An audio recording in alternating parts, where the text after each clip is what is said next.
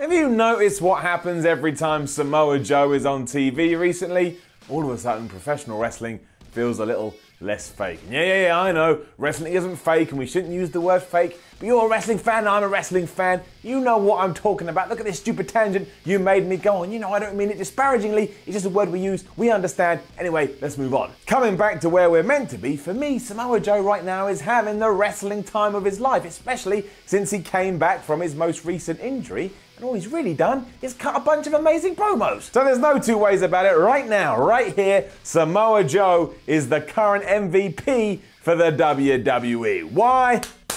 Hey, here's why.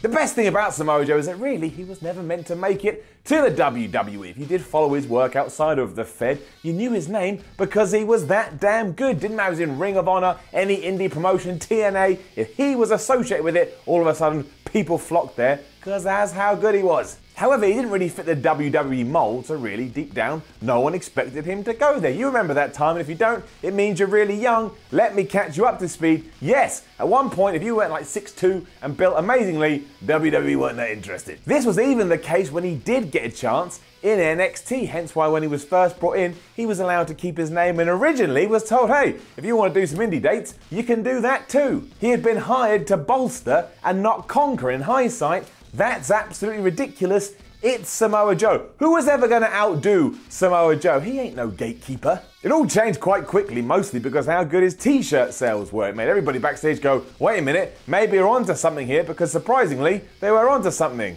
They clearly hadn't been keeping an eye on what had been going on. And when he was there, just think about who he tangled with. Finn Balor, Shinsuke Nakamura, Bobby Roode. These are like dream matches and they were happening down in the third brand. It was wonderful to see and he just kicked ass no matter what was put in front of him. I bet you could have said, look Samoa Joe, tonight on NXT TV we'd like you to go out there and we'd like you to have a game of chess. Somehow Samoa Joe would have had the best and most real game of chess you ever see. And then it happened. All this power made the important people see sense and he was called up to the Raw roster in January 2017 where he honed in on Seth Rollins and his knee as Triple H shouted at him. Even here he caught everybody's attention because everything he does feels so damn legit, and right now in the modern world, or the 2018 world of WWE, it's exactly what we need. Whether you like scripted promos or not, delivery and passion are what it's all about, whether you are reading words on a page or it's coming out of your head. Think about someone like Dusty Rhodes. Dusty Rhodes is one of the greatest interviews of all time. If you actually listen to the words that came out of his mouth,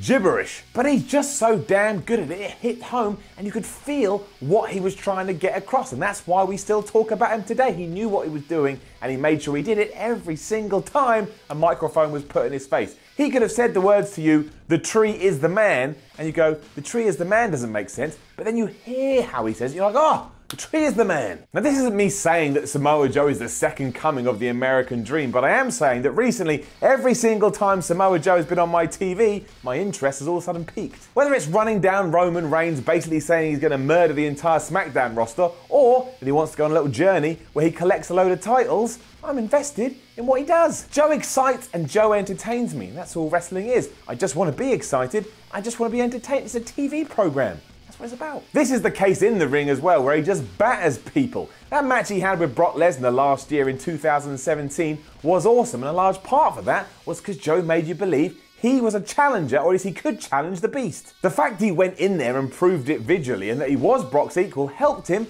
even though he lost. As time went on, he felt like a better wrestler even though he had an L on his record. That is really hard to do. But not for Joe, seemingly. He did this as easy as if he was playing tiddlywinks. And imagine you saw Samoa Joe playing tiddlywinks. You would not want to face him, even though tiddlywinks is the most innocent game ever.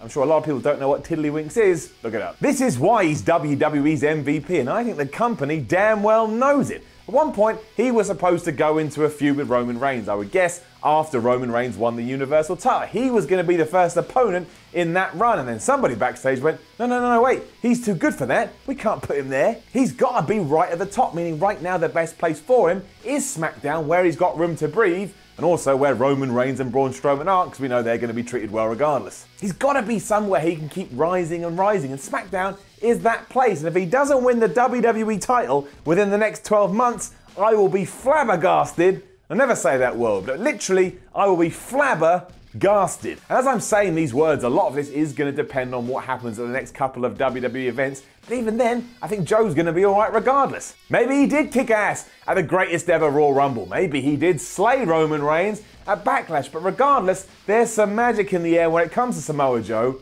and I think he's about to fly up there. And if nothing else, he is one of the most important people on either roster. And that is really what he does. He makes everything he's involved in really important. I've never heard anybody criticize Samoa Joe. He can work, he can talk, he perfects everything that he touches and is integral to the WWE machine as it continues to grind forward onto whatever is next. I tell you this, he will be one of SmackDown's top heels within a matter of weeks. I don't care what Nakamura is doing or anybody else, I love those guys. Joe will make it. That's what Joe does. Think of the feuds on the card now as well. We just mentioned Nakamura, and when there's a little shift, we can do Joe Nakamura, we can do Joe Daniel Bryan, we can do Joe AJ Styles. And the common denominator there is Mr. MVP Samoa Joe. I don't mean the wrestler MVP. I mean, Joe is the most valuable player.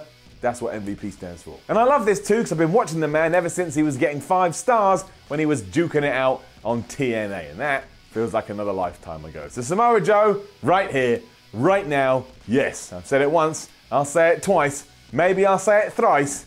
You, my friend, are WWE's MVP. Now don't forget to leave a comment below and let us know what you think about Samoa Joe. Like, share and subscribe. Head on over to whatculture.com and read yourself some articles. Follow What Culture on Twitter at WhatCultureWWE. My name is Simon from What Culture. Thanks for watching. I'll see you again soon. Hey guys, thanks for making it to the end of the video. Aren't you a star? Don't forget to like, share and subscribe below, and also there's probably more content floating up above my head, so why not check that out as well? Could be a laugh. Probably. 6 out of 10.